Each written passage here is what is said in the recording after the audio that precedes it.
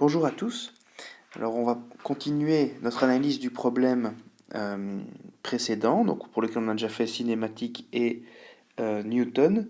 Cette fois-ci, le problème est posé de manière à devoir utiliser la conservation de l'énergie. Donc on demande la vitesse de la tige BD et de la bielle AB lorsque la bielle AB est horizontale, c'est-à-dire qu'elle se retrouve dans cette position-ci. Et si le système est lâché au repos à partir de 90 degrés, donc finalement de θ égale 90 degrés, donc on se retrouve avec le système, quelque chose comme ceci, voilà, qui aurait légèrement bougé. Et donc pour analyser ce système, eh bien, on doit déjà regarder, se rendre compte, on va dire, des forces qui sont en présence. Alors comme force extérieure, comme force externe, il n'y a que le poids, qui va donc donner lieu à une variation d'énergie potentielle, et les autres forces sont des forces de liaison ou des forces qui ne travaillent pas. Du coup, on sait déjà qu'on va pouvoir utiliser la conservation de l'énergie dans ce problème, conservation de l'énergie, qui va s'écrire, dans ce cas-ci, que la variation d'énergie potentielle plus la variation d'énergie cinétique de l'ensemble du système égale 0, qui peut aussi s'écrire de manière équivalente. L'énergie potentielle plus l'énergie cinétique de l'ensemble du système dans la position initiale est égale à l'énergie potentielle plus cinétique dans la position finale cherchée, c'est-à-dire qui correspond au cas dessiné en rouge et bleu. Alors, puisqu'il y a deux corps en mouvement ici, eh bien, la relation va pouvoir se développer comme ceci. Donc l'énergie potentielle dans l'état 1, eh bien, ça va être l'énergie potentielle de la barre AB dans l'état 1, plus l'énergie potentielle de la tige BD dans l'état 1, plus maintenant les termes cinétiques, c'est-à-dire plus énergie cinétique de AB dans l'état 1, plus l'énergie cinétique de BD dans l'état 1. Donc tout ceci correspond au développement de la première parenthèse. Maintenant la deuxième, on va développer donc finalement la même chose, c'est-à-dire l'énergie potentielle de AB dans la position 2, plus l'énergie potentielle de BD dans la position 2, plus l'énergie cinétique de AB dans la position 2, plus l'énergie cinétique de BD dans la position 2. Alors dans tous ces termes, heureusement, il y en a qui se simplifient assez rapidement, c'est-à-dire que l'énergie cinétique initiale est 0, puisque le système est lâché au repos, donc ces termes-là disparaissent, et puisqu'on va s'arrêter lorsque l'angle θ vaut 0 degré, donc la bielle AB horizontale, et on va supposer que l'énergie potentielle est nulle si on prend comme niveau de référence le niveau du point A, et donc l'énergie potentielle de AB ici est aussi égale à 0. Donc il y a en fait 5 termes à calculer en tout, et puis ces termes vont faire apparaître les vitesses des deux objets qu'on va pouvoir donc résoudre. Alors pour résoudre ça, il faut, puisqu'on va chercher les vitesses, on va repréciser la paramétrisation qui doit être faite du système, qui est, on va reprendre en fait ce qu'on a déjà fait en cinématique ici, c'est-à-dire que d'une part on avait l'angle θ, et d'autre part on avait l'angle φ, donc on va voir ici φ1 dans l'état initial, et φ2 dans l'état final, et donc on veut tout exprimer en fonction de θ et φ, les deux paramètres qu'on avait utilisés déjà dans la vidéo de cinématique. Alors calculons tout d'abord donc les énergies potentielles. Alors au niveau de l'énergie potentielle, tout d'abord de la barre AB dans son état initial, eh bien, on va avoir donc EP AB1 égale simplement la hauteur de son centre de gravité, c'est-à-dire ici AB sur 2, multiplié par, évidemment, M fois G, la masse de AB fois G. Si on fait ce calcul, on obtient, je vais directement mettre les valeurs numériques au fur et à mesure, donc 0,5866 joules, comme ceci. L'énergie potentielle de la barre BD dans sa position 1.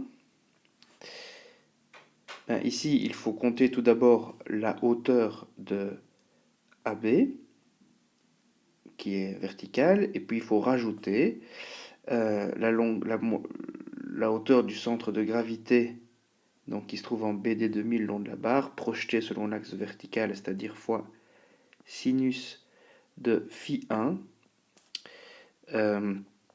multiplié par la masse de BD fois G. Ceci. Et alors, pour calculer ça, il faut connaître phi1, et ça c'est assez immédiat, puisqu'on n'a que sinus phi1 est égal à donc la distance verticale, ici qui vaut 180 moins la bielle AB, donc c'est-à-dire 120 en tout, divisé par l'hypoténuse qui est la tige BD, donc 300.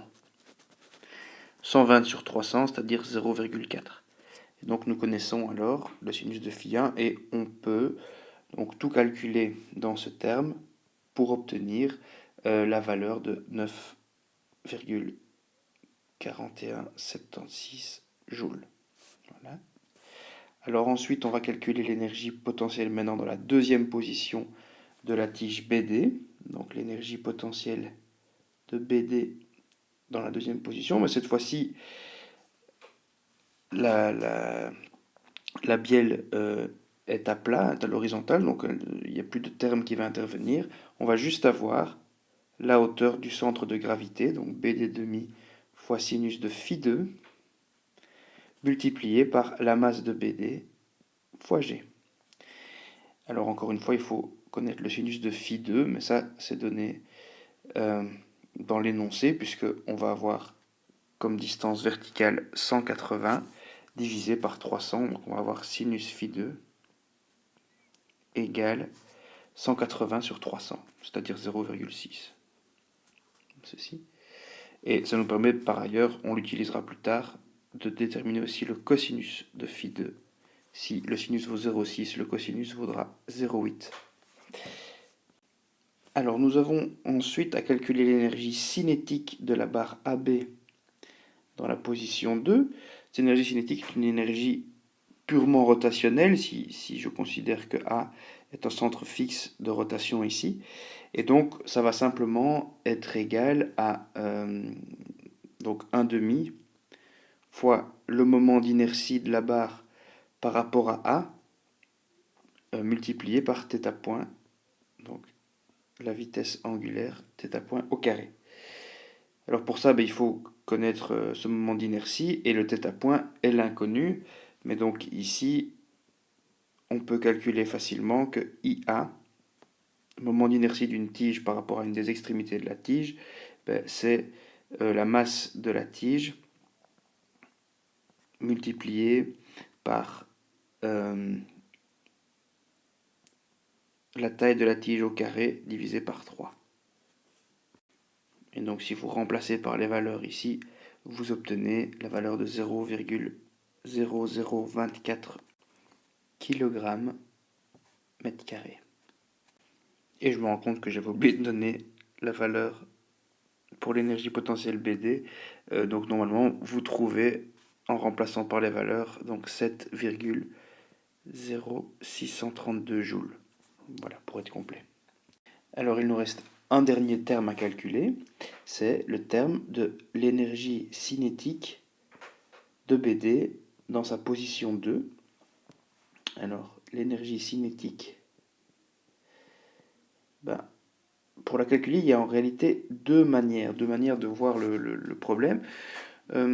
soit on considère que il y a un terme de translation et un terme de rotation, donc autour du centre de gravité. C'est-à-dire que dans ce cas-là, on va exprimer l'énergie cinétique comme étant 1,5 fois la masse de BD fois la vitesse du centre de gravité au carré, plus le terme de rotation, moment d'inertie donc autour du centre de gravité, fois la vitesse angulaire au carré, donc phi point carré. Ça, c'est une possibilité, mais ça requiert du coup de connaître la vitesse du centre de gravité. Or, dans notre cas, ce n'est pas si compliqué, parce qu'on se souvient, parce que dans la première vidéo, on a déjà fait l'analyse cinématique, et on avait déjà trouvé que donc le vecteur vitesse du centre de gravité était donné par moins BD sur 2 fois sinus phi 2 fois phi point, et ça c'était selon x, et puis selon y, on avait AB fois θ point plus BD sur 2 fois cosinus de l'angle, donc phi 2 ici, fois phi point. Et donc, ça c'est vraiment repris de la première vidéo en remplaçant phi par phi 2 et en prenant θ qui vaut 0, puisqu'on est dans le cas où θ vaut 0. Et donc si je remplace ici par les valeurs, bien j'obtiens moins 0,09 fois phi point, qui reste une inconnue ici. Et pour la deuxième partie du vecteur, on obtient 0,06 θ point plus 0,12 phi point. Alors on voit ici qu'on a deux variables, donc on a θ point et phi point qui apparaissent. Mais or, ces deux variables sont liées, comme on l'a déjà vu dans la partie cinématique.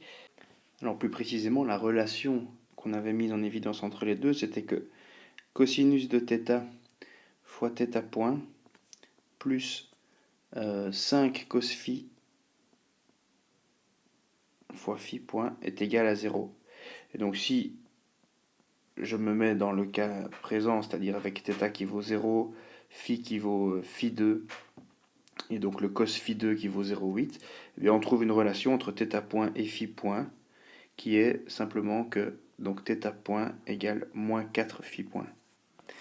Donc on peut tout exprimer en fonction de phi point, et finalement trouver la norme de la vitesse au carré, v carré g, qui est égale à 0,0225 phi point au carré.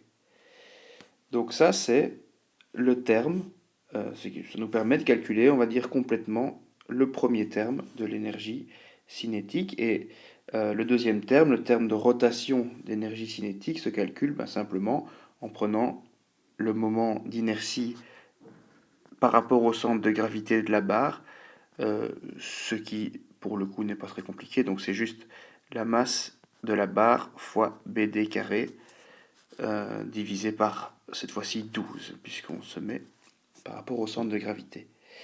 Et donc si on remplace tout ça, on finit par trouver l'énergie cinétique qui vaut, donc après remplacement, l'énergie cinétique de BD qui est égale, donc dans la position 2, qui est égale à 0,12 phi point carré.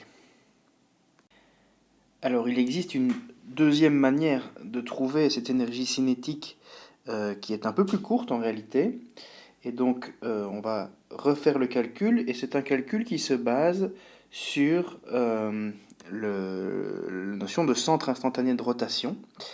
Et donc si j'analyse la barre BD qui est en train de bouger, eh bien quand on se trouve au moment où l'angle θ vaut 0, si on cherche son centre instantané de rotation, on sait que le point D, ici, est en train de bouger le long de l'axe, nécessairement. Et donc, si je prends la perpendiculaire, je pars comme ceci.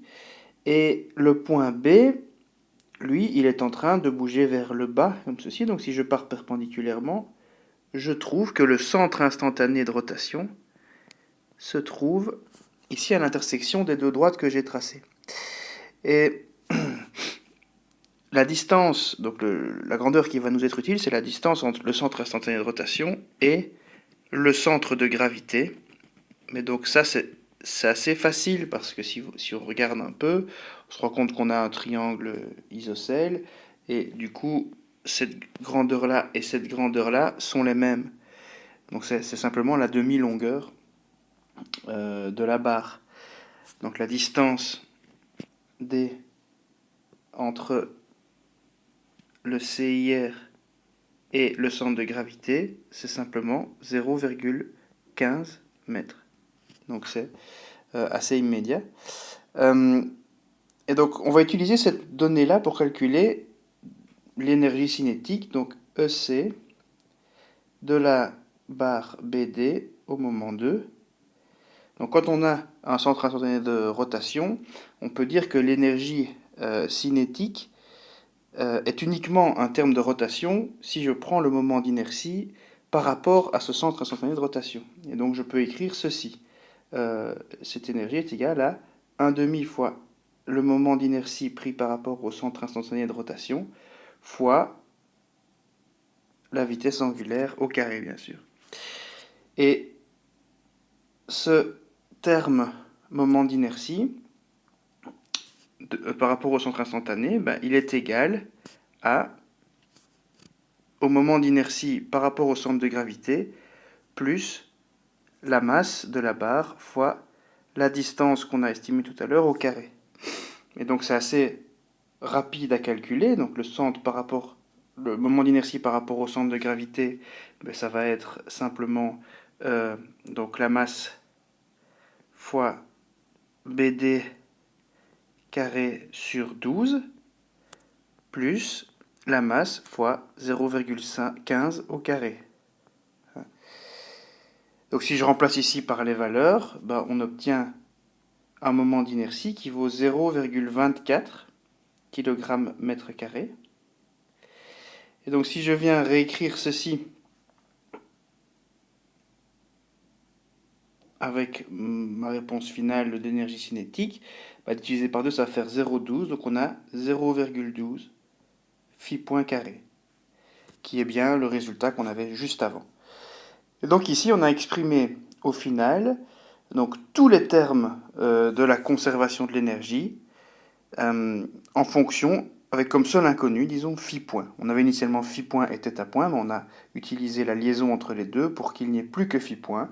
Et donc on peut tout remettre dans l'équation et trouver phi point.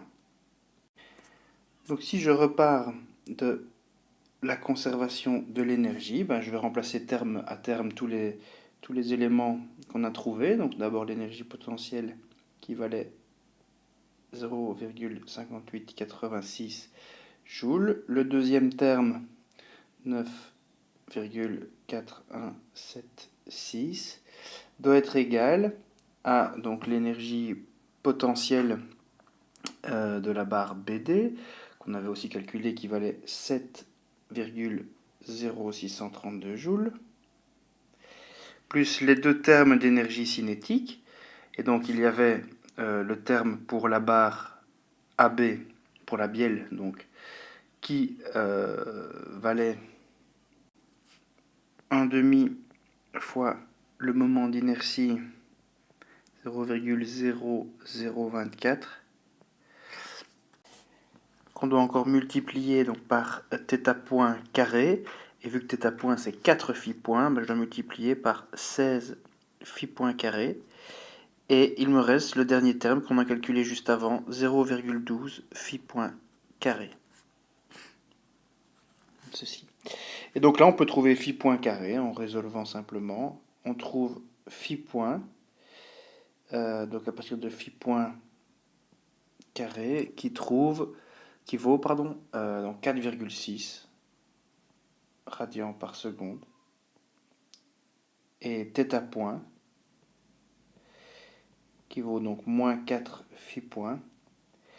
Et ça nous fait moins 18,4 radians par seconde. petite dernière remarque du coup sur le signe. On a bien que θ point, vu qu'il est compté positivement dans le sens anti-horaire, hein, ici, il est en train de diminuer, donc c'est normal que sa vitesse soit négative. Et phi point, lui, il est en train de grandir, et donc c'est normal que sa vitesse du coup soit positive. Donc à partir de ces deux vitesses, phi point vitesse angulaire, phi point θ point, on peut trouver toutes les vitesses qu'on veut à partir de relations qu'on a déjà explicitées avant sur la vitesse du centre de gravité de la bielle ou de la tige BD. Et donc le problème est résolu. Voilà, merci de votre attention et à bientôt pour la suite de nos aventures.